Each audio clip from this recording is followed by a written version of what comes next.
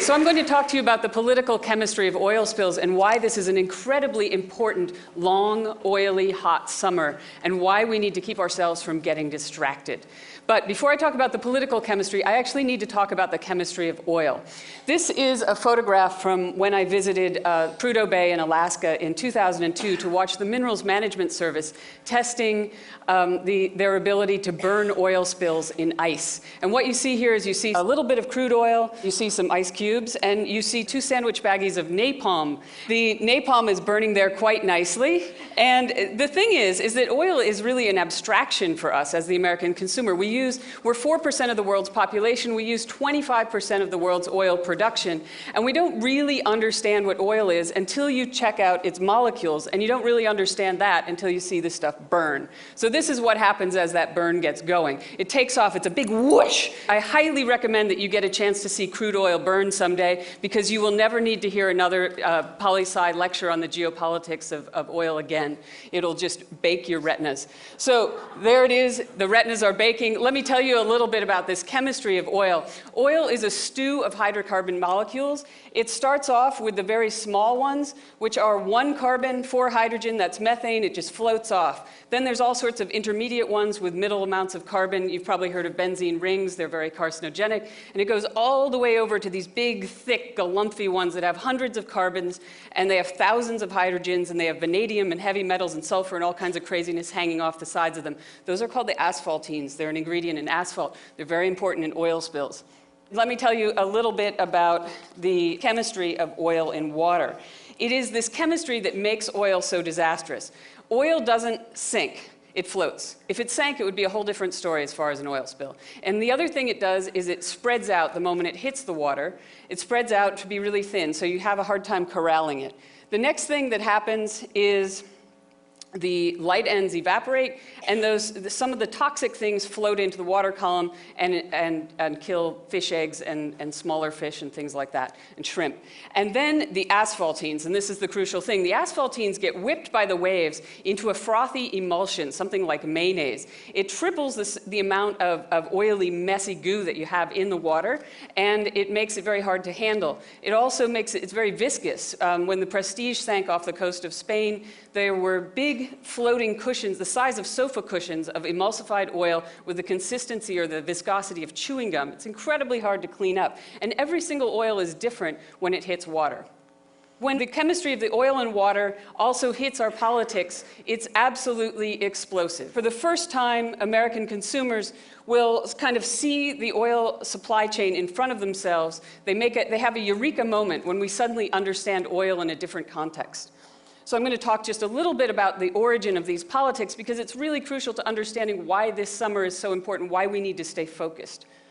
Nobody gets up in the morning and thinks, wow, I'm going to go buy some 3 carbon to 12 carbon molecules to put in my tank and drive happily to work. No, they think, I have to go buy gas. I'm so angry about it. The oil companies are ripping me off. They set the prices and I don't even know. I am helpless over this. And this is what happens to us at the gas pump. And actually, gas pumps are specifically designed to diffuse that anger. You might notice that many gas pumps, including this one, are designed to look like ATMs. I've talked to engineers. That's specifically to diffuse our anger, because supposedly we feel good about ATMs. That shows you how bad it is. But actually, I mean, this feeling of helplessness comes in because most Americans actually feel that oil prices are the result of a conspiracy, not of the vicissitudes of the world oil market.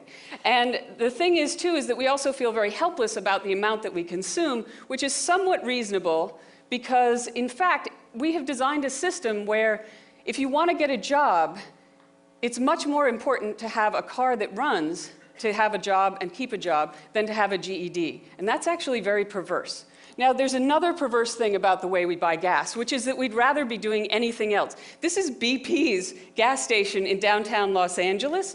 It is green. It is a shrine to greenishness. Now, you think, why would something so lame work on people so smart? Well, the reason is because when we're buying gas, we are very invested in this sort of cognitive dissonance. I mean, we're angry at the one hand, and we want to be somewhere else. We don't want to be buying oil. We want to be doing something green. And we get kind of in on our own con. But you'll also find, I mean, and this is funny, like it looks funny here, but in fact, that's why the slogan Beyond Petroleum worked, but it's also part of it's an inherent part of our energy policy, which is we don't talk about reducing the amount of oil that we use. We talk about energy independence, we talk about hydrogen cars, we talk about biofuels that haven't been invented yet. And so cognitive dissonance is part and parcel of the way that we deal with oil. And it's really important to dealing with this oil spill. Okay, so the politics of oil are very moral in the United States. The oil industry is like a huge, gigantic octopus of engineering and finance and everything else. But we actually see it in very moral terms. This is an early on photograph. You can see we had these gushers. Early journalists looked at the spills and they said, this is a filthy industry. But they also saw in it that people were getting rich for doing nothing. They weren't farmers. They were just getting rich for stuff coming out of the ground. It's the Beverly Hillbillies, basically. But in the beginning, this was seen as a very morally problematic thing, long before it became funny. And then, of course, there was John D. Rockefeller. And the thing about John D. is that he went into this chaotic, wild east of oil industry, and he rationalized it into a vertically integrated company, a multinational. It was terrifying. You think Walmart is a terrifying business model now. Imagine what this looked like in the 1860s or 1870s. And it also is kind of the root of how we see oil as a conspiracy. But what's really amazing is that Ida Tarbell, the journalist, went in and did a big expose of Rockefeller and actually got the whole antitrust laws put in place. But in many ways, that image of the conspiracy still sticks with us. And here's one of the things that Ida Tarbell said. She said, he has a thin nose like a thorn. There were no lips. There were puffs under the little colorless eyes with creases running from them. Okay, so that guy is actually still with us. And I mean, this is a very pervasive, this is part of our DNA. And then there's this guy, okay? So you might be wondering why it is that every time we have high oil prices or an oil spill, we call these CEOs down to Washington and we sort of pepper them with questions in public and we try to shame them. And this is something that we've been doing since 1974 when we first asked them, why are there these obscene profits? And we've sort of personalized the whole oil industry into these CEOs, and we take it as, we look at it on a moral level rather than looking at it on a legal and financial level.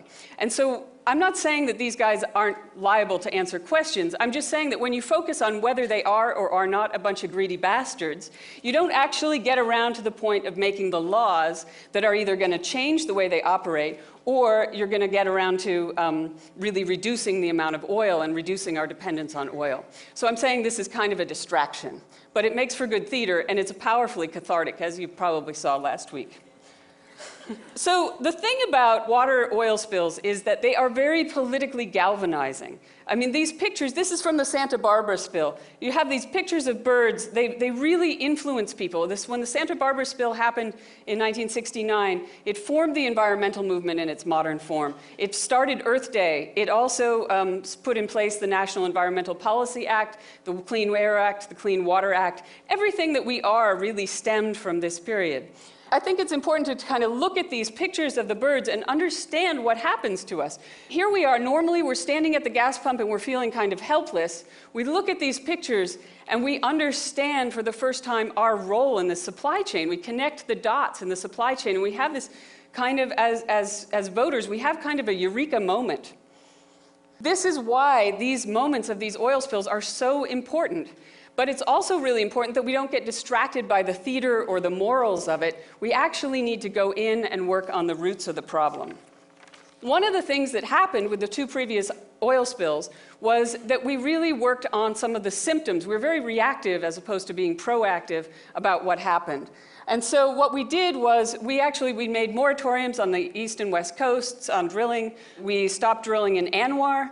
But we didn't actually reduce the amount of oil that we consumed. In fact, it's continued to increase. The only thing that really reduces the amount of oil that we consume is much higher prices. As you can see, our own production has fallen off as our reservoirs have gotten old and expensive to drill out. We only have 2% of the world's oil reserves. 65% of them are in the Persian Gulf. One of the things that's happened because of this is that since 1969, the country of Nigeria, or the part of Nigeria that pumps oil, which is the Delta, which is 2 times the size of Maryland, has had thousands of oil spills a year. I mean, we've essentially been exporting oil spills when we import oil from places without tight environmental regulations. That has been the equivalent of an Exxon Valdez spill every year since 1969. And we can wrap our heads around the spills because that's what we see here. But in fact, these guys actually live in a war zone. There's 1,000 battle-related deaths a year in this area, twice the size of Maryland. And it's all related to the oil. And these guys, I mean, if they were in the US, they might be actually here in this room. They have degrees in political science, degrees in business. They're entrepreneurs. They don't actually want to be doing what they're doing. And it's sort of one of the other groups of people who pay a price for us. The other thing that we've done as we've continued to increase demand is that we kind of play a shell game with the costs. One of the places we put in a big oil project in Chad with Exxon. So the US taxpayer paid for it, the World Bank, Exxon paid for it. And we put it in, there was a tremendous banditry problem. I was there in 2003. We were driving along this dark road, and the guy in the green stepped out, and I was just like, this is it. And then the guy in the Exxon uniform stepped out, and we realized it was okay. They have their own private sort of army around the oil fields. But at the same time, Chad has become much more unstable, and we are not paying for that price at the pump. We pay for it in our taxes on April 15th. We do the same thing with the price of policing the Persian Gulf and keeping the shipping lanes open. This is 1988. We actually bombed 2 Iranian oil platforms that year. And that was the beginning of an escalating US involvement there that we do not pay for at the pump.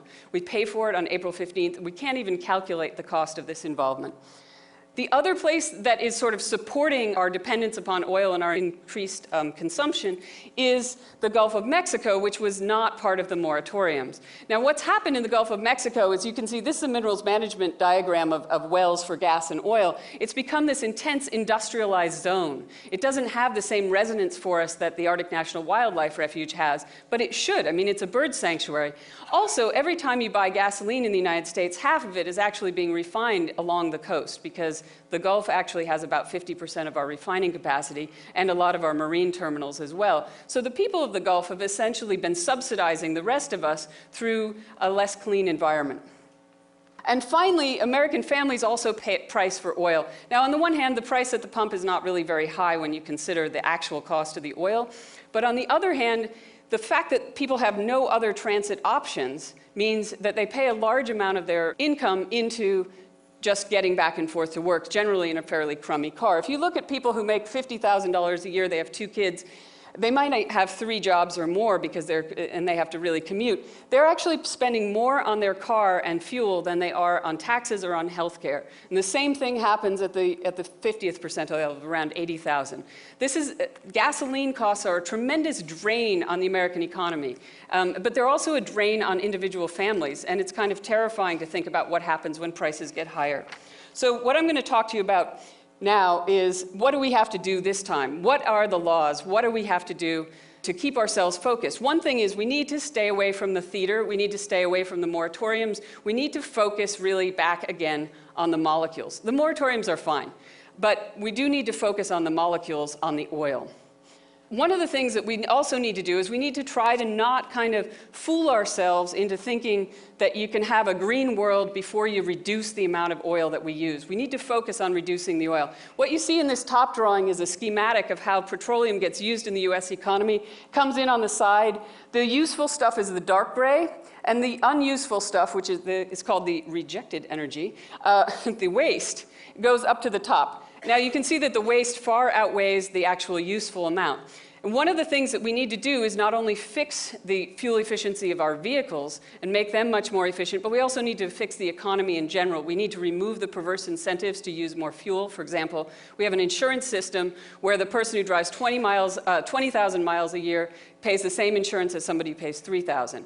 We actually encourage people to drive more. We have policies that reward sprawl. We have all kinds of policies. We need to have more mobility choices.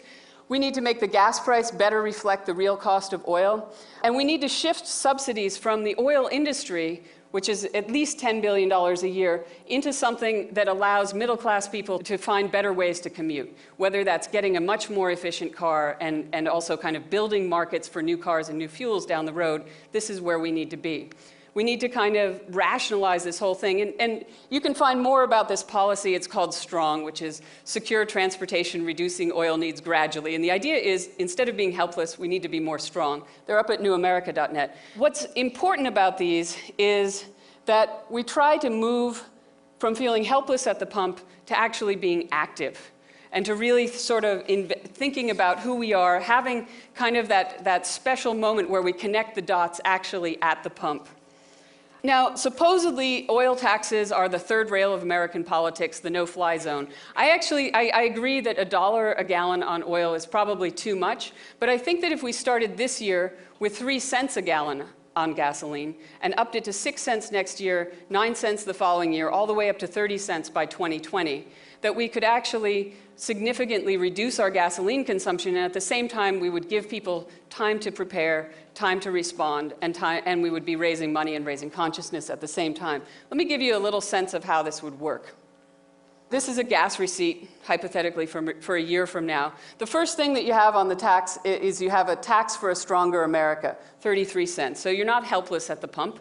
And the second thing that you have is kind of a warning sign, very similar to what you would find on a cigarette pack. And what it says is the National Academy of Sciences estimates that every gallon of gas you burn in your car creates 29 cents in healthcare costs. That's a lot. And so this, you can see that you're paying considerably less than the healthcare costs on the tax.